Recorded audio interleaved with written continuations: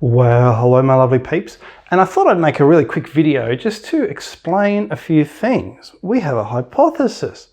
Do the Jews and some of the Romans actually originate in the Indus Valley? Are they the former inhabitants of the Indus Valley? We have some interesting links. I saw a bloke on Twitter, Akil Kumar. He says that the Romans come from the Indus Valley. We look at the bathing, the sacred bathing in the Indus Valley.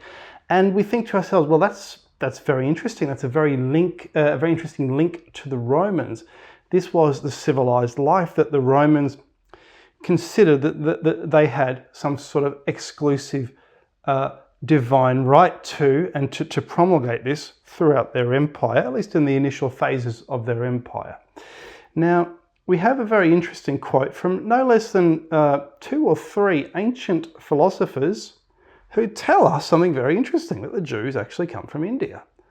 And I find this quite remarkable.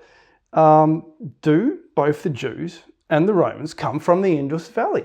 So I have here my 170-year-old complete works of Flavius Josephus, and I encourage you to read all of this, to read all of Diodorus of Sicily. We have so much information from the ancient world. When you start reading these, you start to read the Druid information, you start to read expanded versions of Genesis. There is so much in here that has been omitted from Genesis, clearly for the sake of brevity, so that Genesis can be a shorter book. There is a lot more in here, explaining the creation of the world from a Pythagorean perspective, and we can start to combine this with Plato, with Aristotle, and we can start to see how they link, how they think. It's interesting. So Flavius Josephus wrote a book against a bloke called Appian, and he is criticizing the Greeks. He is saying, look, my book on the antiquities of the Jews has been successful, but there are some people criticizing me and attacking me and saying, there could be a lot of lies in here. Where did he get this information? And we know Josephus got his information from the Library of Alexandria, which was at the time a proper library. So book 1, paragraph 22 or scroll 22, we see something very interesting, because it says, he describes a conversation between a Jew and Aristotle. And this Jew is called Hipparchides, and who was by birth a Jew and came from Celesyria. And these Jews were, he's telling Aristotle that these Jews were derived from the Indian philosophers. They are named by the Indians Golami,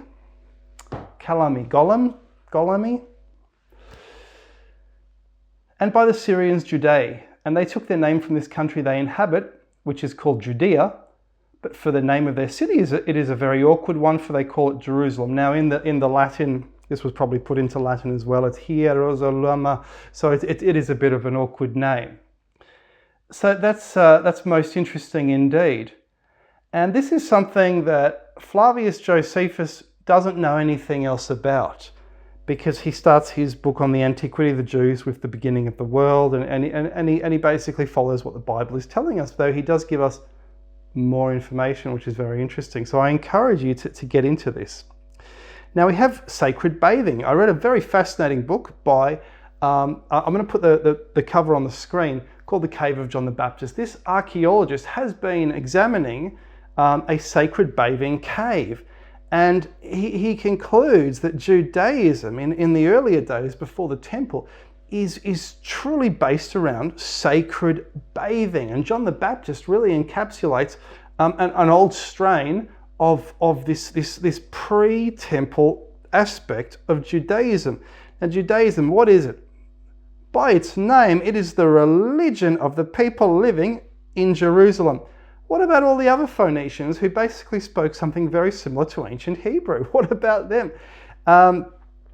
They had gods. The Old Testament mentions gods, plural. So there's a lot to be considered. And now we have the Romans. The Romans have a father figure called Eupator, which is very similar to Jerusalem. It is very similar to Yahweh. It is a kind of it is a similar name, a similar deity, and a god above all the other gods. In other words, a kind of monotheism. So every time we see a polytheism, these polytheisms contain inside them monotheisms. Look at India, for example. We have a polytheism, yes, maybe 10,000, 100,000 gods, but then we have monotheisms. We have Shiva. Shiva might be a ruling deity in one part. We might have Brahma. We might have Rudra. And so it goes on. So when we look at the Romans, I was just cooking chili con carne. The recipe for this is so similar, and I've gone on about this before, to making an Indian curry. And when we look at pictures of the Etruscans, they look so similar to the Indians. These were a pleasure-loving people. They look a bit like Indians, some of them. They're in Italy. They possibly owned a city called Roma, and another one possibly called Ravana, which is another Indian deity. They may have contributed curry cooking technology to Italy, using local ingredients, but a similar methodology. It's just fascinating. And then we look at the institutions of the Etruscans, and we see that these are civic institutions, and the Romans basically adopted all of these institutions from the Etruscans. So the Etruscans are a people who already have a civic structure, and they were said to be the Trojans. Why were they actually the Trojans? Are they really the Trojans? Or are they a people from even further east, possibly the Indus Valley, a people who brought sacred bathing with them? And something that was really, really instrumental in that region to this tribe. So this is absolutely fascinating. And so I wanted to mention that. Do the Romans share a heritage also with the Jews, possibly, from the Indus Valley? Now, it's easy for humans to compartmentalize. Humans will say, where do they come from? Oh, it must be from Troy. So every tribe eventually comes from Troy if you look back far enough, because they don't know any other ancient history. They don't know where else to plonk these people. So they say, okay, the Etruscans are from Troy. Where are they from before that? Where are they from before that? And eventually, you have to start asking questions. Anyway, I hope you've enjoyed this video. We need to ask more questions. On this channel, we've always asked questions. I could read directly from Wikipedia. In fact, I have done that in the past, but I don't want to do that. I don't have the energy to make that kind of video. I want to make a video that tells people something absolutely different. Anyway, we might do another video on this book, because he talks about the creation of the world in ways that we don't see in Genesis. So, most fascinating indeed. All right, cheerio, guys.